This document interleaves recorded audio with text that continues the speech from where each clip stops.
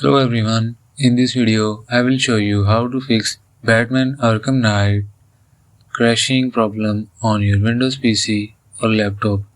So to fix this issue, follow every step as I am showing in this video, and don't forget to subscribe this channel and press the bell icon for the latest upcoming videos.